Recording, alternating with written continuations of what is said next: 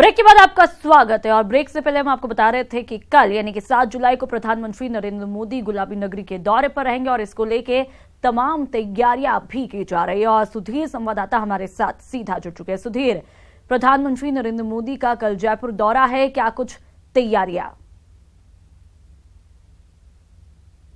Police कार्यालय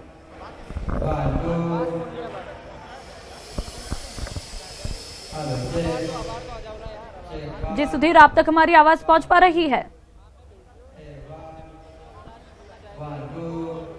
जी जी जी सुधीर, प्रधानमंत्री नरेंद्र मोदी का कल यानी कि 7 जुलाई को प्रदेश जयपुर दौरा है और क्या कुछ तैयारियों का अंतिम स्तर?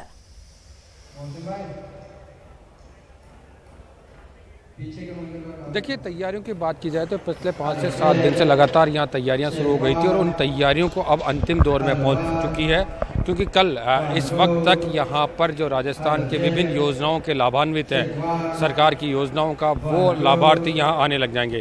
एक बार पहले लाभार्थियों की बात करें उससे पहले मैं यहाँ की व्यवस्थाएं दिखाना चाहूँगा, किस तरह से कितना बड़ा मंच बनाया गया है ताकि प्रधानमंत्री नरेंद्र मोदी और मुख्यमंत्री वसुंधरा राजे समेत जो भी मंच पर आसीन रहेंगे वो आराम से इस डॉम के अंदर बैठे हुए लोगों को देख सके।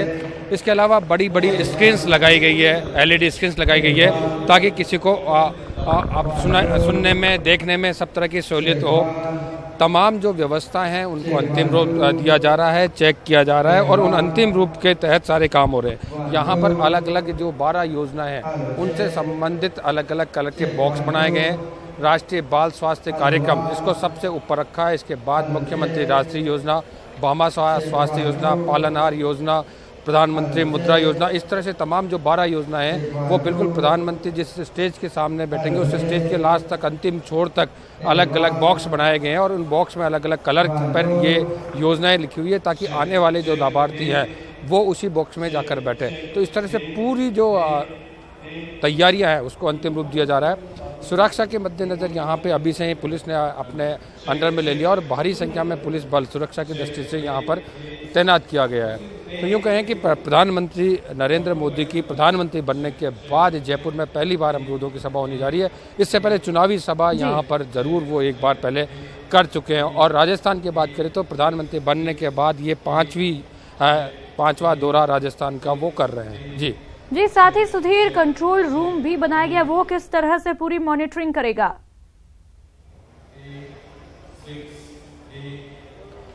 देखिए, तमाम काम का एक कंट्रोल रूम होता है, उसके अंडर के और सारे इंस्ट्रक्शन वहीं से प्राप्त होते हैं और कंट्रोल रूम पूरी सब व्यवस्थाओं को अपने अधीन रखेगा और वहीं से सारे निर्देश जारी करेंगे जिस भी तरह की जो भी व्यवस्थाएं रहती है उनके लिए। तो आप देख सकेंगे क्योंकि प्रधानमंत्री का दौरा है और लगभग 3 लाख से ज़्यादा लाभार्थी यहाँ पर आने की बात की जाए। 2,38,000 की संख्या में लाभार्थी आएंगे और तमाम कलेक्टर्स को इस बात की जिम्मेदारी दी है क्योंकि ये सरकारी प्रोग्राम है और चूंकि सत्तारूढ़ बीजेपी के हैं और बीजेपी की केंद्र में सरकार है तो लिहाजा पार्टी के भी बड़े संख्या में यहाँ पर कार्यकर्ता और पदाधिकारी जिलों से यहाँ पर पहुँचेंगे। तो ये आंकड़ा 3 लाख से ऊपर का बैठेगा और कोशिश ये की जा रही है कि इस सभा को वर्ल्ड रिकॉर्ड में कायम किया जाए क्योंकि प्रधानमंत्री एक साथ इतनी बड़ी संख्या में लाभार्थियों की से संवाद करेंगे। तो ये भी एक कहा जा रहा है कि ये सुधीर, इन तस्वीरों के जरिए देखा है कि प्रधानमंत्री नरेंद्र मोदी के गुलाबी नगरी के दौरे को देखते हुए तमाम तरह की तैयारियां लगभग पूरी कर ली गई है। तमाम जानकारियों के लिए सुधीर बहुत बहुत शुक्रिया। रुक करता है अगली खबर का। हाईकोर्ट ने दिल्ली पुलिस को फटकार लगाई है। दाती महाराज की अब तक गिरफ्तारी न होने को लेकर यह फटकार लगाई।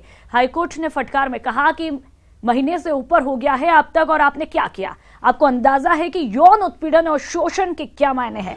जनहित याचिका को कोर्ट ने आपराधिक बेंच के पास भेजा। 11 जुलाई को दोबारा अब इस मामले की सुनवाई होगी।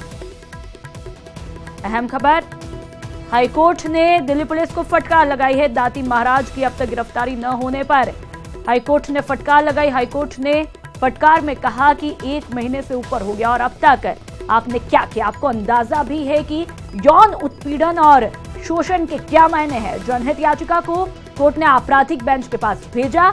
11 जुलाई को दोबारा इस मामले में सुनवाई होगी। और सुशील संवाददाता हमारे साथ फोन लाइन पर जुड़ चुके हैं। सुशील, फिलहाल क्या कुछ अपडेट इस मामले पर?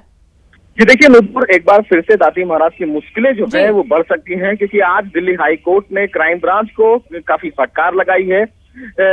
दिल्ली हाई कोर्ट ने साफ तौर से ये पूछा है कि आखिर 1-1.5 महीने होने को है और आपने अभी तक दाती महाराज को गिरफ्तार क्यों नहीं किया, जब आपके पास एविडेंस है। और जितने भी एविडेंस है, क्योंकि मामला रेप का है, ऐसे में अगर कोई अपराधी बाहर घूमता है तो उसको आपको गिरफ्तार करना चाहिए।